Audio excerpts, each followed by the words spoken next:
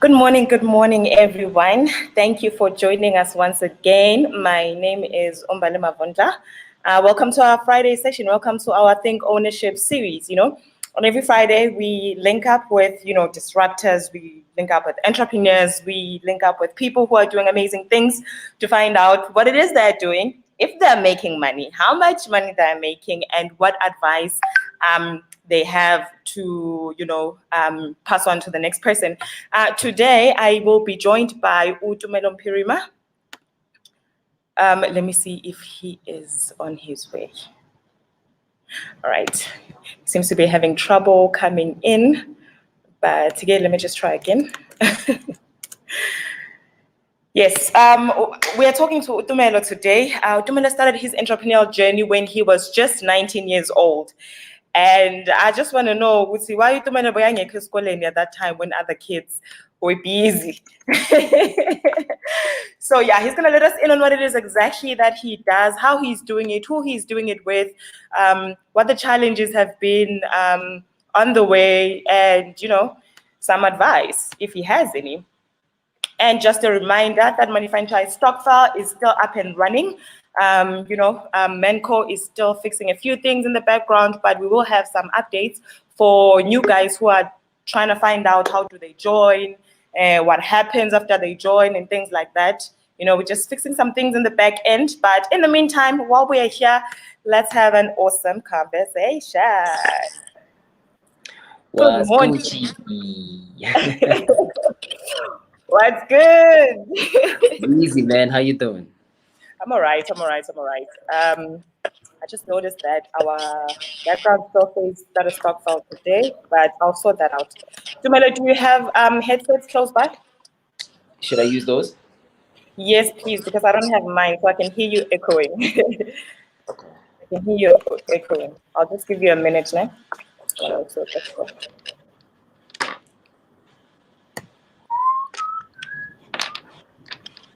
Otherwise, how's your Friday? Friday's good, man. Friday's good. Friday's good.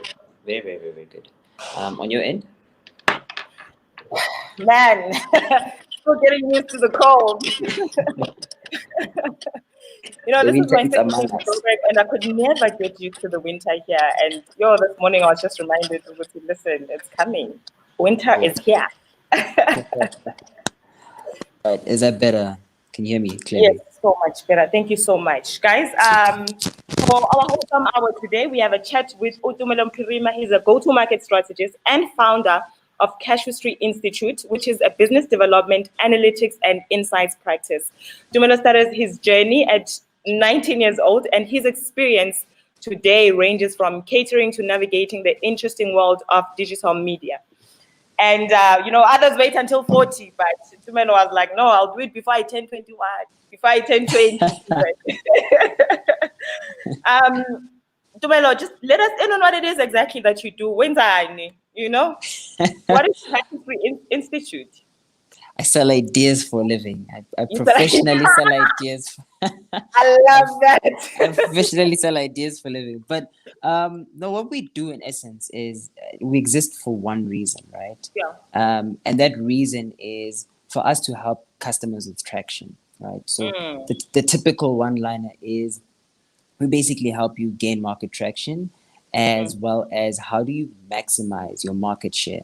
Both of these things are important to customers because getting customers to begin with is important. Yeah.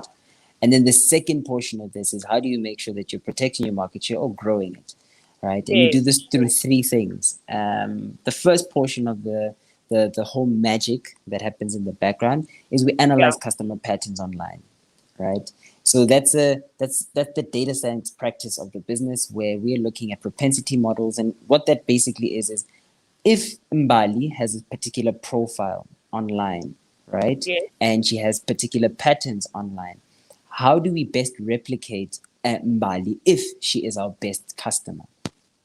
So that would be the first portion of what we do. And then the second portion of what we do is we derive triggers of decision making. Now, what deriving triggers of decision making is we look at the psychology, the anthropology, the culture, basically, right? So how is someone's decision-making structure affected by where they were born, which city they represent, All these other different things, and which part of the world have they been to, that sort of thing. So anthropology is a big part of what we do, psychology is a big part of what we do, neuroscience is a big part of what we do, in that section of our business. And then the last part is we build the assets that get your customers to act, right? So when you build the assets that get your customers to act, it's like if your goal and objective is lead generation, or if your goal and objective is to ensure that your customers are getting feet through doors, whatever the goal and objective is what sort of asset do you need to build? Is it a digital one? Is it not a digital one? So we're not prescriptive in the sense of the assets that are built, but we say that how the psychology plus the patterns of the customers will inform what assets need to be built. Sometimes you can build a really successful business without it ever having a website. Right? Sometimes we're really prescriptive about how the solution should be coming through without really interrogating where the problems lie. So that's in a nutshell what my company does. Very interesting. And I'm like, Tumelo, where did you learn all these things? Because you were not at school at 19 and so where did you get all this information? Who taught you what you know and how to go into business with that? Necessity is the mother of invention. So when life gives you an interesting set of challenges to work with, it really is up to you whether or not you're going to fold and say, it's too difficult, or are you really going to move and press forward? So where did I learn all of this? So I mean, we'll get a little bit more into this, right? I learned at an early stage that I like learning, right? And I said I wanted to be in a business that would pay me to learn. I'm like, what would it look like to get paid to learn? Not me paying to learn. What would it look like to get paid to learn? Right? Oh, nice. And and in essence, that's the sort of business that I built, because the core of what we do is research and development, right? And legitimately, all that we are doing is having a lot of fun, right? And reading like a lot, like we're reading a lot. So when you talk about the neuroscience side of the business or the psychology side of the business, I might not have formally learned the different structures, but I'm surrounded by a dope team, like a really, really good team. And I understand their language from reading papers, getting into their textbooks, right? So it's I have this book cabinet in my room that just has lots of different literature. So whether we're looking at behavioral economics or we're just looking at child developmental psychology, you surround yourself with the best people for the job. So my team is proper qualified. So our director of research and development has a psychology background, never studied commerce a day in her life, but she's better at marketing than most people that have been at marketing in a marketing class. Right? Because she understands people. You know what I mean? Makes sense. You know what I mean? So some of the copywriters that we work with are journalists. Never did any commerce whatsoever, but they know how to write. So for me, it's a matter of you need to put in the people where they're best placed, you know? And when you understand how to put people where they're best placed, you can really polish them and bring them out to serve your customers. So if you're talking about data scientists, I have a really great friend, and he's currently studying at MIT. He does a lot of the stuff that we're trying to move forward on. So you look at that, and it's like, when you are able to attract the best people and put them in that position, and number one, you're able to capture the value that they give to the market. I said, I only need to know one thing, and that's how to sell. Yeah, everything else will fall into place, right? You can get any expertise in the world ever. That's never the problem in the initial stage, right? Because solving the problem, you can find the person to solve the problem. It's about how do you demonstrate value and put together a product that people are willing to pay for over and over and over and over again. I will come back to that because I really want to know, how do you put the value in there? I want to know what the secret sauce is. But also, I like what you said about, this is what you love. It's so much easier to work on something you love every day and learn on your own, because guys, when you work on something you love, it doesn't even feel like work, Yeah. It's exciting, it's fun, and that's all you ever want to do. So I've heard some people saying, hey, don't start a business because of your passion, because if you've got passion, you'll go hungry. But if you're doing something that you don't like, it's kind of difficult. But also, at the same time, there are times where you're gonna have to do things you hate in order for you to get to doing the things that you love. I like that. And then there's a friend of yours, Tumelo, here, who's saying you actually started your journey at 2 years old. Guys, please.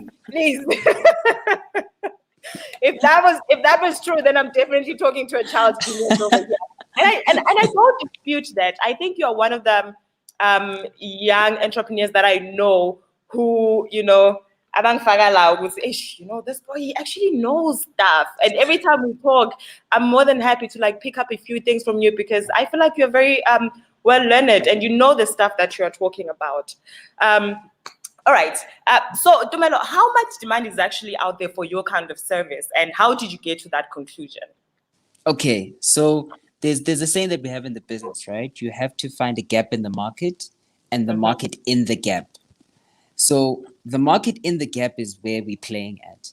We literally wedged a hole when we have the current business model that we have. So literally, there is no market for what we should be doing. There legitimately isn't, right? And I'll explain what I mean by that. The intersection that we're playing in is we serve startups, right? Startups typically are capital light.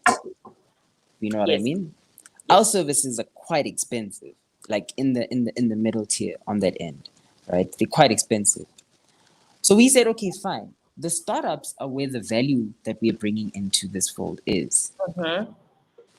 But you also have investors that look to understand, how do you make sure that you're best realizing the potential of this business that you're investing in? Yeah.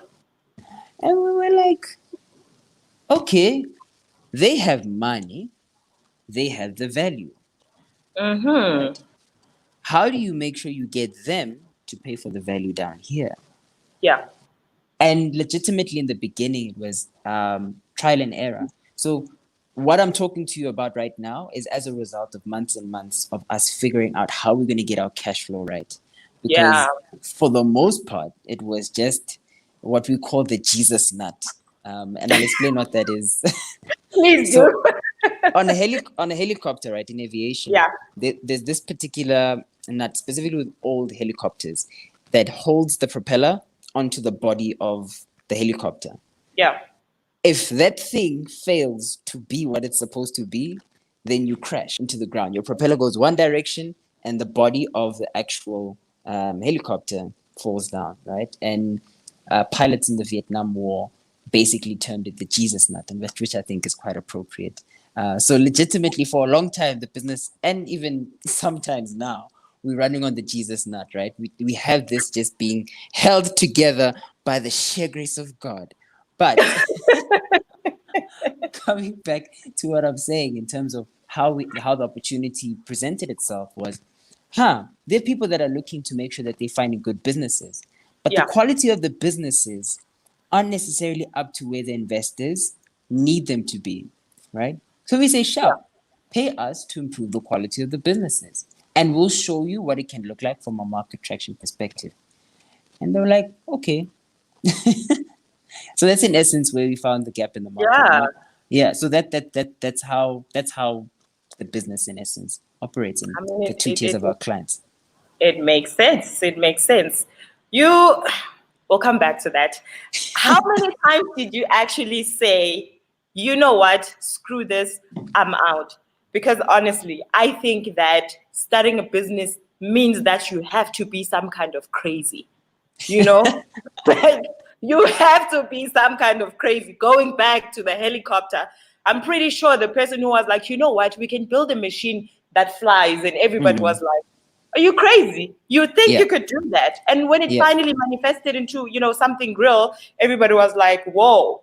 And then you understand because all the ideas that live in our in our heads, they might sound crazy to other people, but they're only impossible if you think it's impossible, So how did you actually get to a place when I can't convince businesses that this is, that this is Sure. something they need? Sure. So my business partner and I, a brilliant man. His name is Koketso Matapo. We literally evaluate after every sale that we didn't close what went wrong.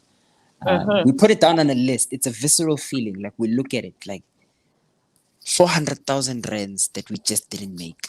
Like, it's just right. We look at it. We're like, that's 400,000 rands that we didn't make, and we analyze what was the patterns, who were the people that we were approaching, what was the pitch like, right? How often were we communicating? Did we communicate via email? Did we communicate via call? So coming back to your original question, which is how many times did I decide to give it quits? I can't remember one. I legitimately can't remember one time I said, I'm done. I'm not going to do this anymore. Oh, for real? Yeah. And that's because my first job was when I was 18, right? So before I turned 19, I had a job. And yeah, I did. I had a job. Yeah, I had a job. And then I applied for leave, right? And they said to me, no. They looked at me in the face and they were like, nah, you're going to work. And I was like, but I've been working this whole, like for a good 6 months or so. I'm just like, oh, what guys? It's December. I can't go on holiday. Like, no, you can't. And it was at that moment that I knew that I never wanted someone to determine how I used my time. Yeah. I didn't want anyone to monopolize on my time. And that sort of visceral feeling came into fold. I mean, when I was 19, I started the business, times when it just didn't make financial sense. So I'd like do something for someone for like 3 months. And then after I'm like, hey, yeah, fine. Right? I'm sure my mom was just like, but this boy is not serious. It's like, no, but this boy is not serious. And coming back to something that you mentioned, as entrepreneurs, there's something Daniel Kahneman, a guy that wrote Thinking Fast and Slow. Yeah. So he's a Nobel laureate, right? He coined the term. Well, I don't think he coined the term, but he basically calls entrepreneurs people that have delusional optimism, right? I can do that. So as an entrepreneur, we do have delusional optimism. Like it's the odds are against you. Yeah. Anything that's more than 50%, you're like, what? Let's go for it. Like anything that's more than 50%, you're like. I mean, if there's more than a 50% chance of success, then you're happy. Most of the time, you have like a 20% chance of success, a 10% chance of success. That is insane. But when you get it right, it's just like, it's like, it's nice, And I think for me, I'm driven by that. I'm driven by how far can I stretch my potential? How far can I stretch my team's potential? Yes. And just how much of myself do I have to give to the world before I'm just like, they don't want it. And right now, I haven't had that breaking point where it's like, we don't want you to the point where you must stop. That is crazy. And this is like, what, 5 years later after starting your venture? I respect that. And on to sourcing your team members, how did you actually reel them into the vision? Did you bribe them? If you use certain skills when seeking partnerships, maybe you can share with some of us what it is exactly that was important, what was important for you to point out, and what kind of skills you were actually looking for the bigger vision that you have. I'll talk to parents first, if any parents are watching, right? Teach your kids to make good friends. It's such a valuable skill. Teach your kids to make good friends, because the first people that I started out with and the people that I still do business with are my friends. And it was hard in the beginning. So when I started Paramedia, which was the previous version of what Casuistry Institute was like, I started out with my boy. We were in like varsity. It was like, let's go. Let's go do the Oh, so things, you bro. did go to school, Tumelo. I didn't finish. I started. I started, and I was just like, I'm joking. Yeah, I was just like, maybe I'm joking.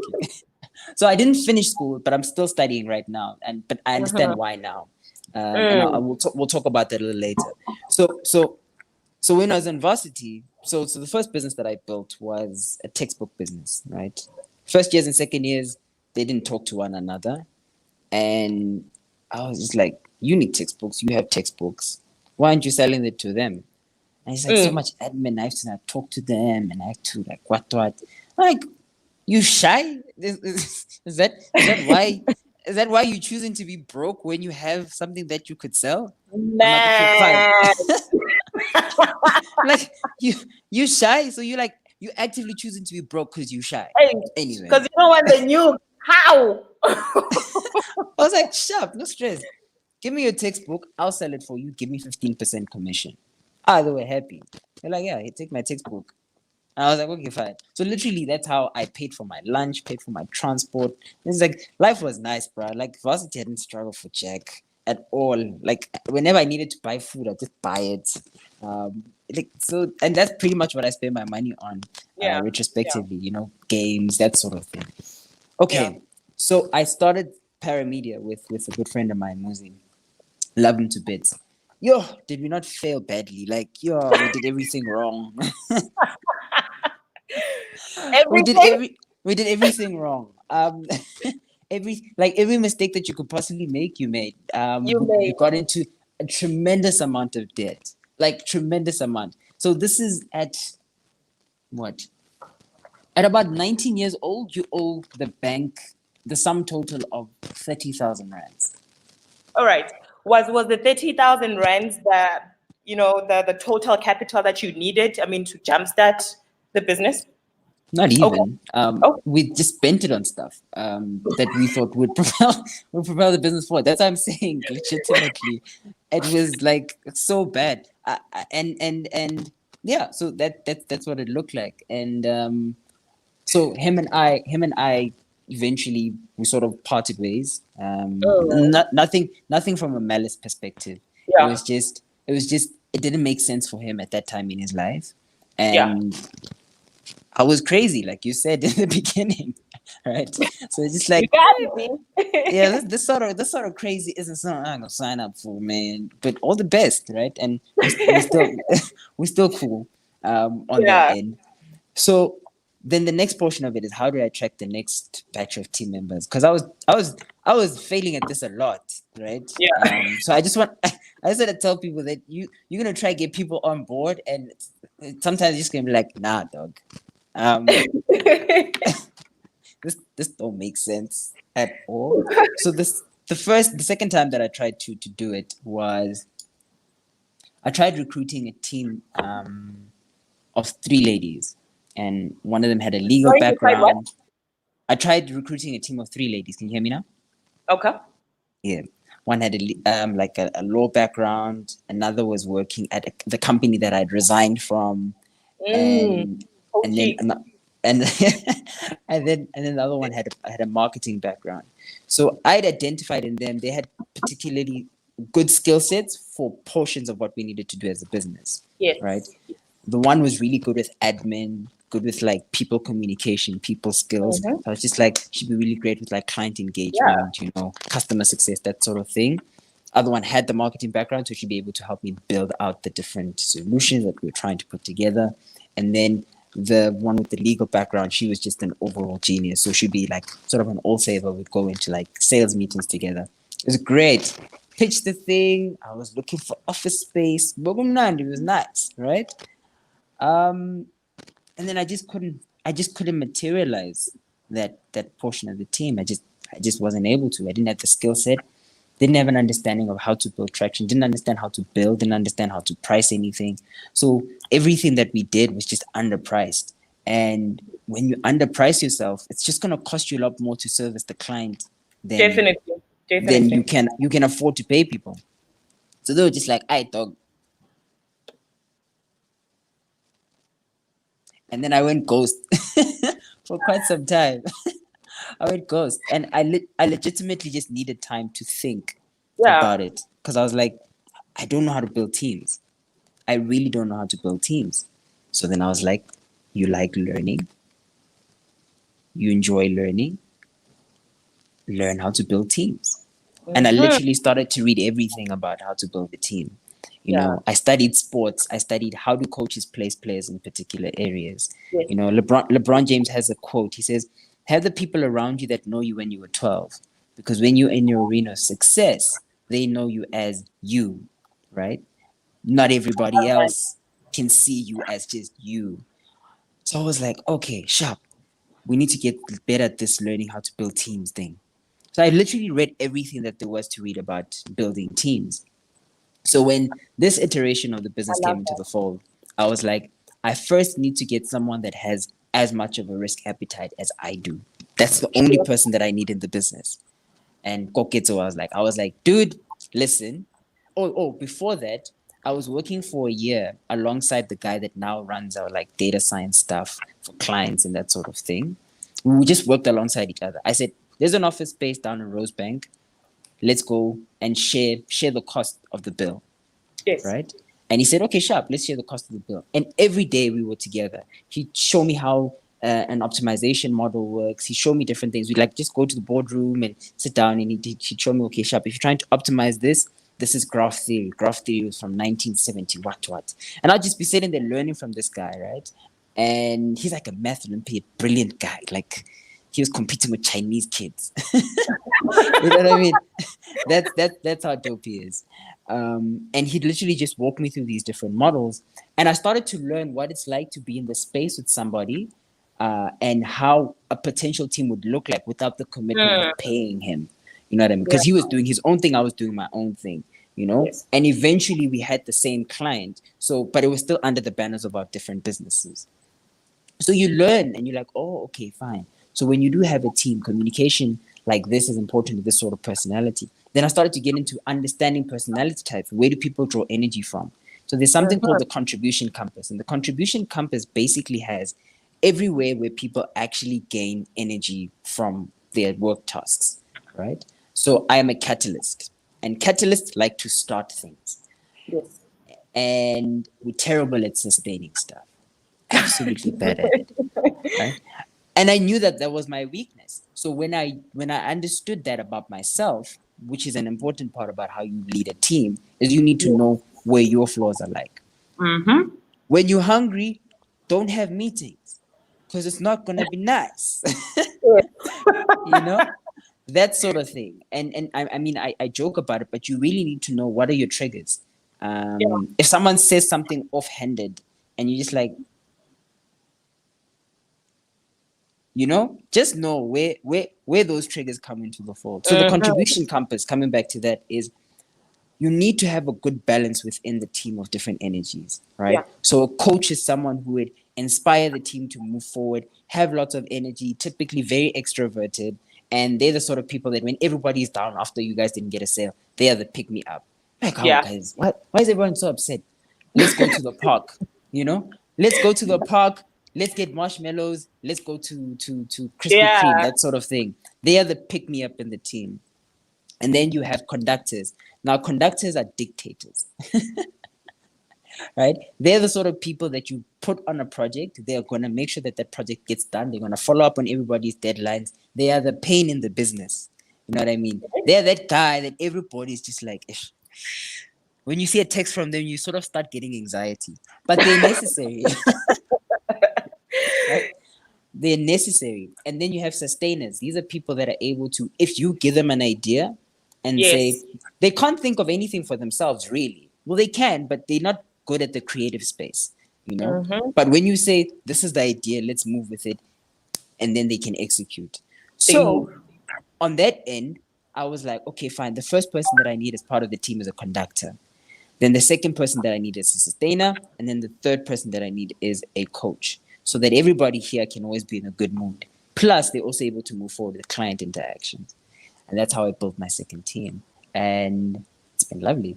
It's been really, really great. So everything from building it out has legitimately been from that knowledge. And even when people move on, maybe it's a career choice, or they have a better opportunity.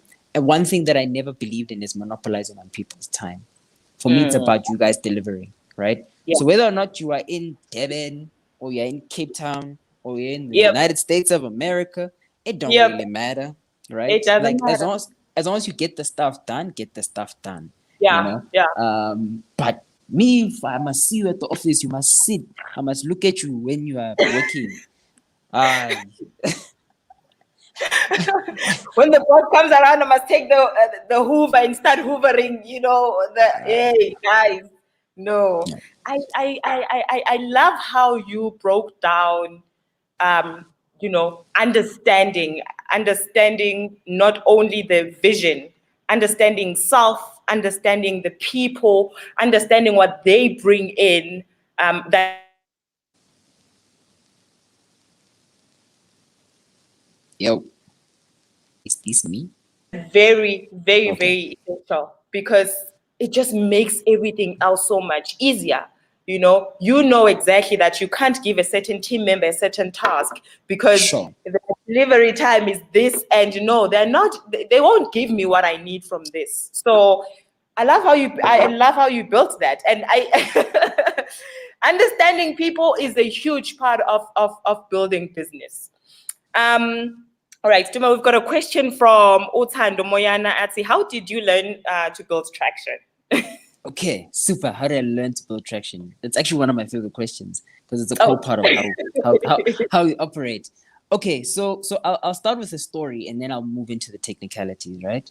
So how I got my first client, when we moved into to an office, right? So this was the risk that I took. I was like, I've got 15,000 rands with me. I'm gonna get an office, and I don't know how I'm gonna pay for rent at the end of the month for the next month, but I'm gonna be here until I get a client. Didn't have a logo, didn't have a website, didn't have any social media presence, nothing. That's the first portion, right?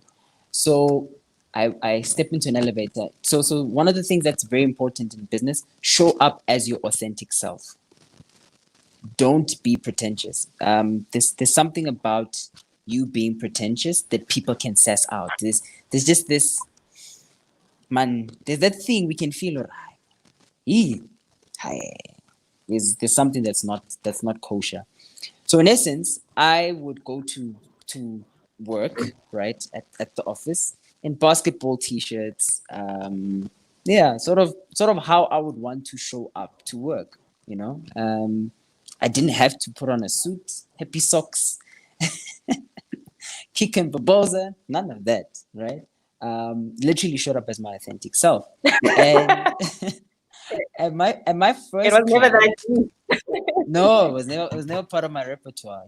Even till this day I wear hoodies quite a bit. Actually, I sprucened up a little bit for you, Mbani, so I hope you I feel appreciate you, it. Karen. I appreciate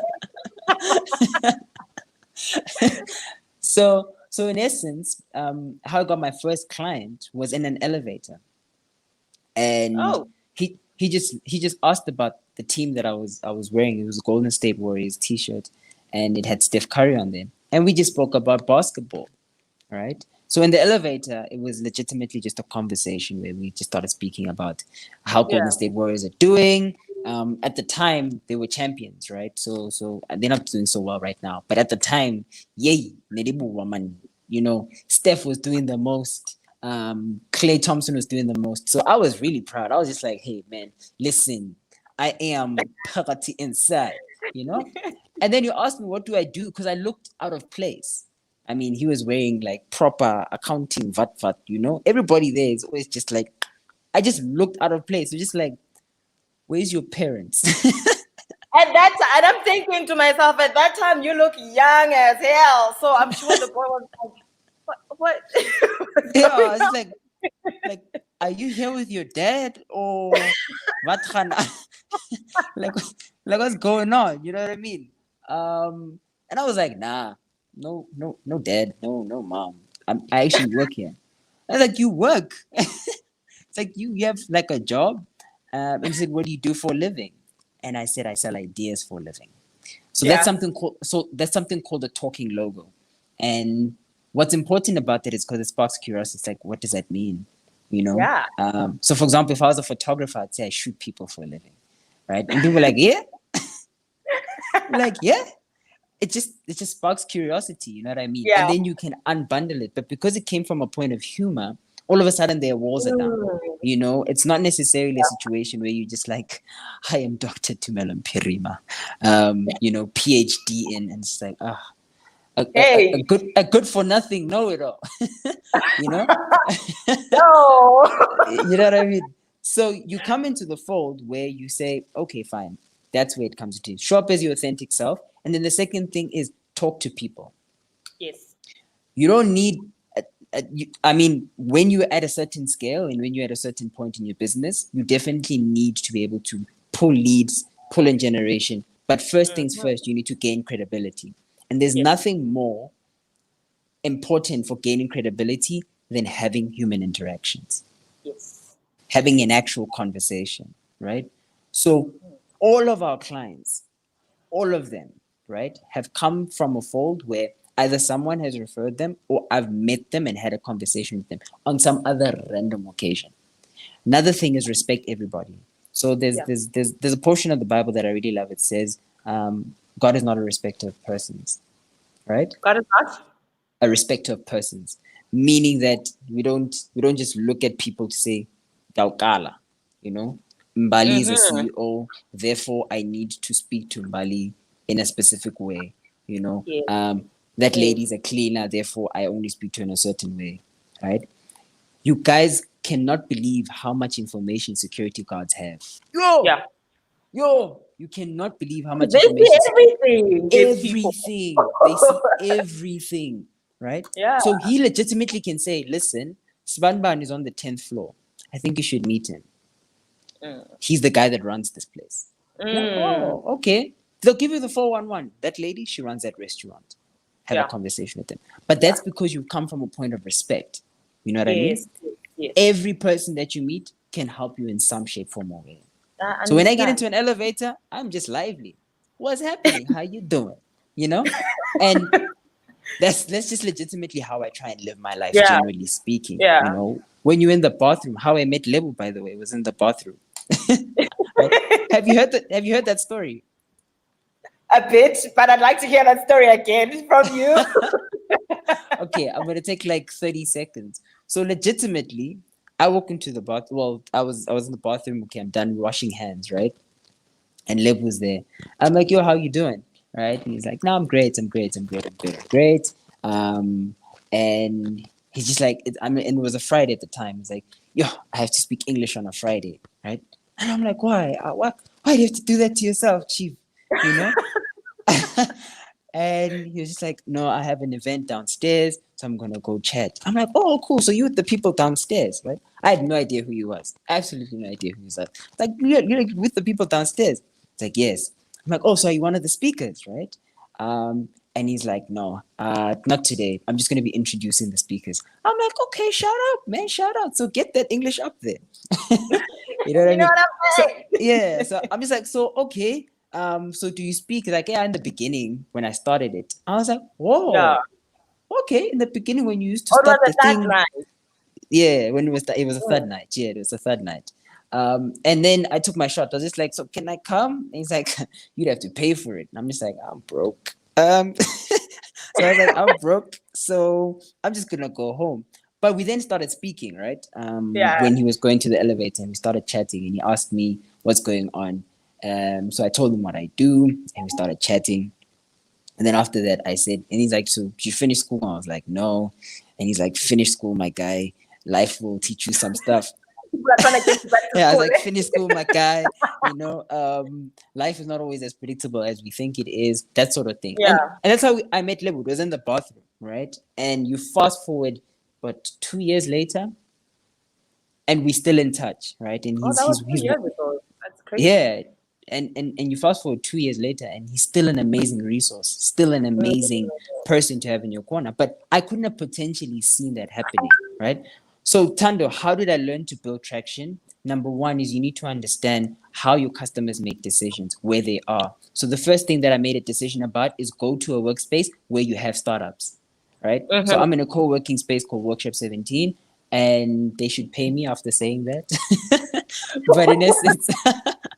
But in essence, it's a co-working space where you have a whole lot of startup businesses in one space, right? And when you have these startup businesses in one space, having communication with them is frictionless because we're all in the same space. Your bars are down. You're not trying to get a cold call from a marketing guy saying, "Listen, I can help your business."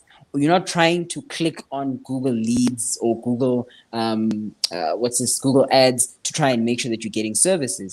You want to make sure that it's within people within a community of people that are trusted. So I was like, I'm going to go where my customers are. Right? Yes. That's the first thing. Second thing is I'm going to show up as the person that my customers need for me to be that isn't inauthentic to who I am. Right? So I go to the office in hoodies and I go in whatever the case may be because my customers don't care about the appearance of things. They are startups, so they want traction. They couldn't care less for PowerPoint presentations and that sort of thing. It's about, can you produce the goods, right? So even till this day, we still sort of thinking about what do we want our website to be? Should it be experiential? Should we have parallax coding? We're taking our time because the website isn't a fundamental part of how we gain clients, right? We're business developers, so we talk to businesses. You know what I mean? Directly. And I'm going to say, hey, listen, Mbali, I got your number from Slebo, and he said that you might potentially be looking for something. Right? Let's have a conversation. Tell me about your business. Oh, okay. He knows Lebo. Oh, and that's when you start to realize that the startup space is really small. Everybody knows everybody. Yeah, Everybody knows everybody. Definitely.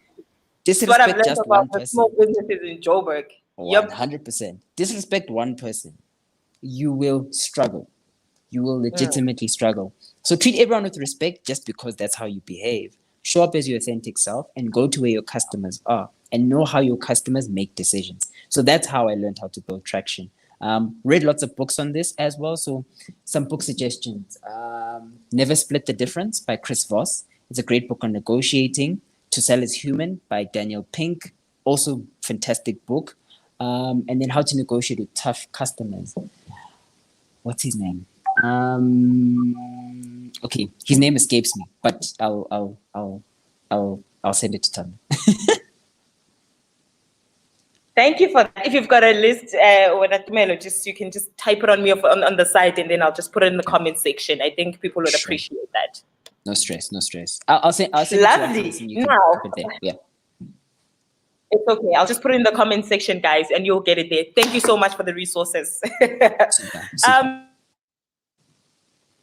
People could argue that things were much easier for you because you're advantaged. And by advantaged, I mean you grew up in the city, bright lights, you had cheese on your bread. But was your environment one of the biggest factors in seeing your dream manifesting into reality? 100%. 100%. I will never try and spin a struggle story because my parents worked too hard for me to be where I am. They worked very hard, right? So if you think about outliers, generally speaking, Warren Buffett's dad was a stockbroker. Let's just think about that for a bit. His dad was a stockbroker. Now he's one of the world's richest men, right? Quite easily. Bill Gates' father was an attorney, in Silicon Valley, and a very respected one on that end, He literally helped the Starbucks founder, I forget his name, retain his business, Bali, can you hear me? Can you hear me? Because your screen is frozen.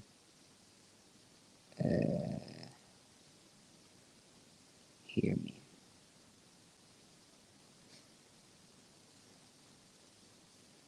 I'm not sure if it's on my end.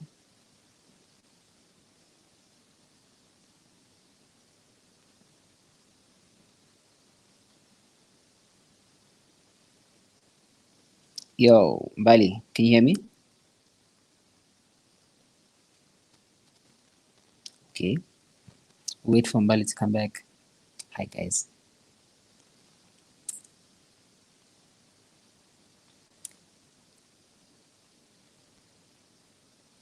I hope everyone's okay and having a good day. man, sorry There you about go. that. That was so crazy. I don't know what's I happening in was, the office. I'm sorry, guys. I'm sorry, guys. I it was actually just did me and the YouTube people. I actually did not get your response. I'm sorry, but when you covered, did you cover that? Is it okay? No, no, that's fine. I'll continue my train of thought. So I was saying that Yes, Bill Gates' please. dad was an attorney, right? And a really Yeah. a really respected one. So I mean, these are definitely outliers. But what I'm trying to come into saying is, my mom is one of the best networkers I've ever met in my life, right? Coach Kathy can walk into And a you're not room saying and that just because she's your mom. I've met her. I know she's awesome, guys. yeah, no, she's fire, right? She's one of the best networkers that I've ever met in my life. And the second portion of this is, my dad is one of the best salespeople I've ever met in my life. I literally, when we'd be in the car, listen to sales calls on my way to school. You know, he'd take us on road trips to where he works. So he's in the construction sphere of life, Mhm. and at some point in his career, he had to go check on different locations. He'd take us on like school holidays, right? We'd sleep in B&Bs. I was about to say Airbnbs. No, we sleep in like actual B&Bs, right? We sleep in B&Bs, we sleep in hotels. And basically I would see that, oh snap, the selling thing is really, really cool, right?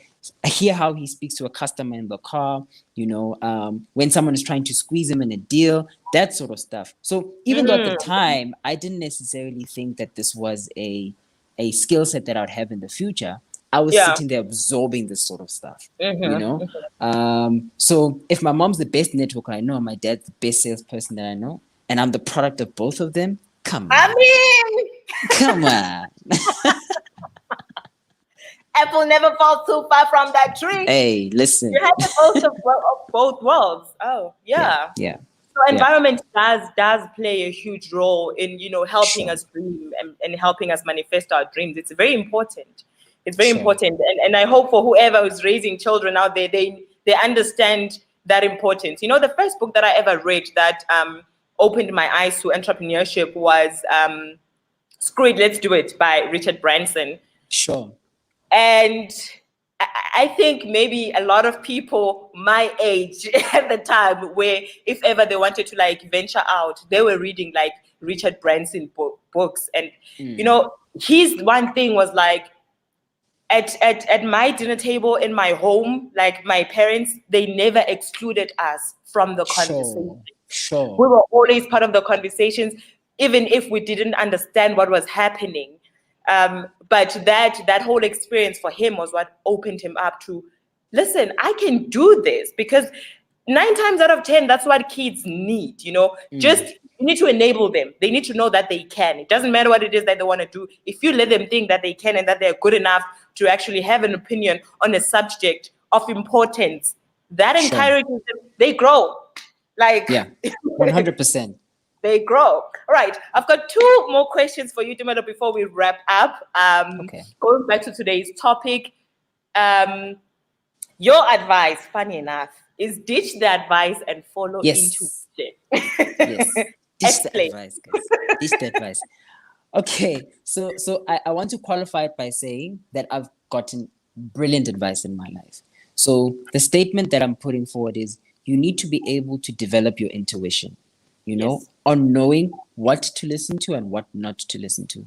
You can't just say, I'm not going to listen to anybody and nothing, But it's in essence understanding that it is dangerous to take someone's opinion of a situation where they don't have the full context Yes. exactly the way that it is. Yes. You are the only person that has contact with your consciousness, nobody else. So when you are seeing something, when you see a vision, when you see an opportunity, and you go to someone that you respect, it's just for them to basically, it's like it's a sounding board. Yeah. Bali, I was thinking of doing 1, 2, 3. This is the approach that I'm looking to take. I Mhm. know that you have experience in this part of something that I'm trying to solve. Yep. What do you think about this part of the problem that I'm having? Yeah. And then Yeah. they can say, oh, okay, fine. Yes, I did that for like 3 years. And I can tell you now for free that if you want to save time on building this, go there. you know, or if you want to save time on getting that, do this, you know. Yeah. That's the sort of advice that's actionable. Marabu, it sounds too far-fetched. Are you sure you're really thinking this through? You know, that sort of advice is just like, how almost if we have a conversation, I'm talking to you right now. We're talking through it. You know what I mean? How is it going? How are we going to constructively build this moving forward? Yes. Yes. Rah, ntwana, ay, ewe kaspani dog. Yeah. And people are not Ngiyabacaba, but that thing, man. People yeah, like do this. ngiyabacaba, bathi batshuna ngithotse so, ay, ntwana, ayikghonakali. So how do Yeah. you build this intuition? Yeah. Right? And I'm not going to give people an academic answer because I don't have one. Yeah. The best thing that I've done for myself, and it comes back to my secret sauce, right, is very early on in my career or my entrepreneurship journey, I understood that you need to have a grounding, something that gives you constraints in your life, that gives you an ethical framework of how you live. And Christianity happens to be mine, right? It gives me the boundaries. It gives me the what I definitely won't do, right? And when you know what you definitely won't do, then the possibilities of what you do become a lot slimmer. A lot of us have too many options. True. You know? And True. when you have too many choices to make, you then get into a point where you can't actually act on any of them because you get frozen in that equation. So one of my favorite biblical characters is a gentleman called Daniel. I thought you were going to say Right? something. Because he fell off a lot of options, because he had many options. That was his downfall. But okay, tell me about Daniel.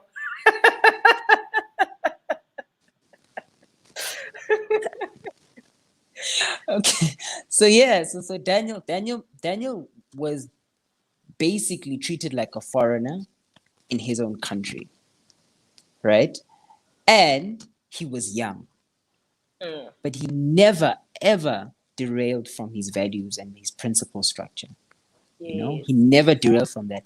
And if anything, he was able to say to people, I'm going to do things the way that I do it, you know, and compare the results at the end of the day. I say to our clients, our method is not your concern. How much time we spend on a sub portion of the thing, if we have a due date and we need to meet that due date, that's our responsibility on that end, right? Meeting that particular due date and ensuring that we put it down on that end. But whether or not my team and I prayed before we did the session, right?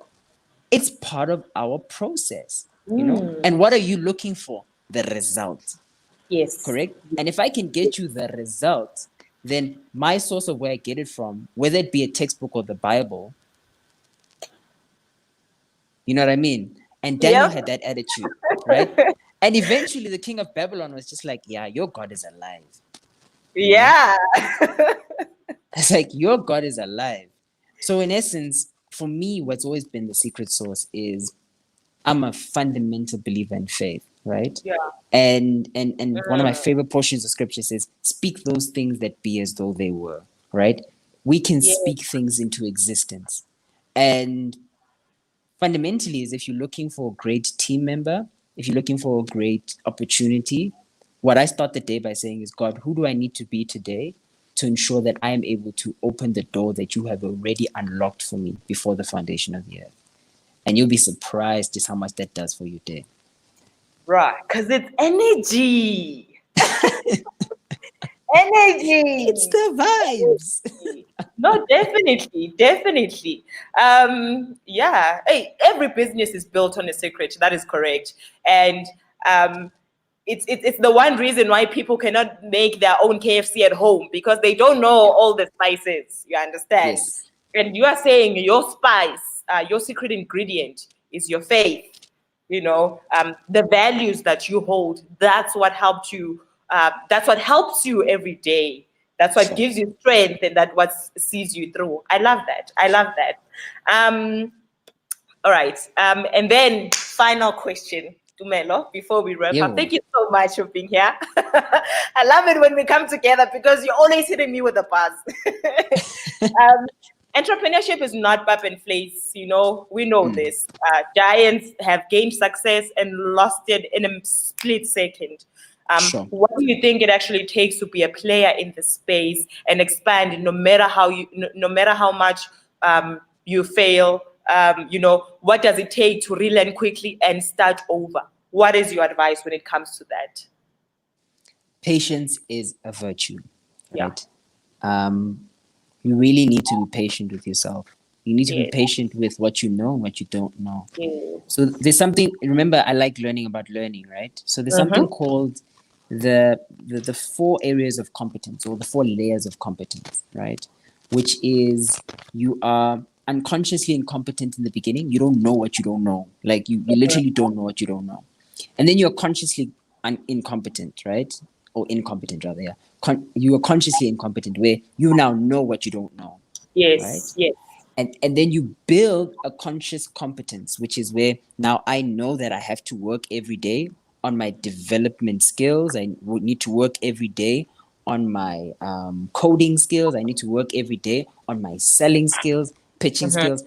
Dude, you don't know how many times in a day I'm just sitting there thinking, how can I say that better? Yeah. Just that one line, like just that one line. I'm just saying, how can I say that better?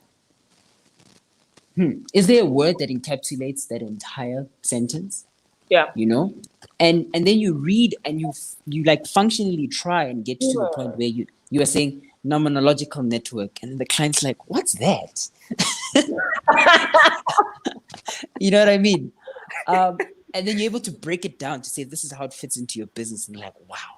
Right? But you need to actually have that patience to say, I'm going to sit down and do the hard graft to improve who I need to be to run this business. Because a lot of the time we don't improve ourselves, but we're just trying to make sure that the systems work. You know what I mean? And everything falls down to the leader. You know what I mean? If you can't lead yourself, I mean, I was having a conversation downstairs, and we were having a conversation about Kaizer Chiefs and where their struggles are like, right? And a lot of it is psychological. There's no personal leadership. Like people are not leading themselves. You know what I mean? Are you talking about Kaizer Chiefs? Yeah. Good thing I'm a Baga fan. You can go ahead and bash them. It's okay. I'm a Kaizer Chiefs fan, so I will talk about my team. Oh, this is constructive criticism. Yeah, it's constructive criticism. We're all about the positive vibes, but we have to make sure that people need to know the truth. You know what I mean? You know what I'm saying? Most deaf. Yeah. But there's no personal leadership that we're seeing on a pitch. No one is pulling players together and say, let's defend. No one is saying, let's move forward. You know what I mean? Let's press. And you can see it in the kilometers that the guys run, and legitimately it's like, you guys are running a quarter, two-thirds of what's the international standards. And you guys are fine with that. It's like, no, man. You must run more. Yeah, they run like this on the field. All right, Mbali, don't get comfortable. Don't get comfortable. Okay, let's not go there. Don't get comfortable. But in essence, we move into that fold where you need to say, who do I want to become? Right? And that's the question we always ask our clients about what they want their clients to become. Who do I want to become as an individual? And sometimes that means you have to really, really, really cut down on some of the things that are filtering in. So I'll leave another resource. There's a great essay by Mark Twain. It's called What is Man? And he says man is the machine, right? We are a formation of our hereditaries, which is stuff that we grew up with, right? Our environment, which is things that come and we basically take in. And we are also our temperament, right? Which is what are you born with as a temperament structure? And he lists a couple of other things. But you need to know who you are and what that means to the world, and how do you best give value. Because when you know who you are and how you best give value, as an entrepreneur, you can stick in the game even when no one else believes in it, right? Because we follow success. Like, to be quite honest, I don't think people should be saying, you weren't there in the beginning. It's like, yeah, but you also don't support Aston Villa. You know what I mean? Right? True. Like, you also don't support Aston Villa. So you need to know as a structure that, you know what, I'm going to be here, even if it means I don't get an applause, even if it means no one sees what I'm doing, even if it means I have to get up at 2 a.m. in the morning. Yeah. if it means all of those things and it's important for me to become the very best version of myself, then amen. Listen, you have to do what it takes. No, I love that. But also at the end of the day, nobody listens to a broke man. Money speaks volumes, or else we would not be here speaking to Tumelo, asking him how he got here. Because if he's here, that means he's identified, a structure where he can put in his resources and make money. And my biggest interest is, are you making money with that thing? Like, there's two types of entrepreneurs. There's hustlers and then there's people who are making profit, If if we go to Stratini every day and selling, you're hustling, Come on. but you're not on the streets every day. If you're only on the streets every once in a while because, hey, you have to make an appearance, then I'm like, because it's not, this thing is not just about hard work. We don't have good sing alali for 18 hours for 10 years. No. Sometimes we want, the other ways. There's technology the now. Soft life. Sometimes we want the soft life. Not sometimes, all the time. No, but yes, the soft life never comes without hard work. Sure. But thank you so much, Tumelo, for being here. Thank you for sharing. And if you've got your list of resources, please just share them with me and then I'll put them in the comment section. But otherwise, thank you for being here and for sharing everything you have, guys. Let's catch up again next week. If you have comments and any other suggestions about who you would like to see on this platform, what kind of questions you'd like us to ask, where would you like us to focus on, please just, hit us up and we'll take that into consideration. But otherwise, have a grand Friday. Think ownership.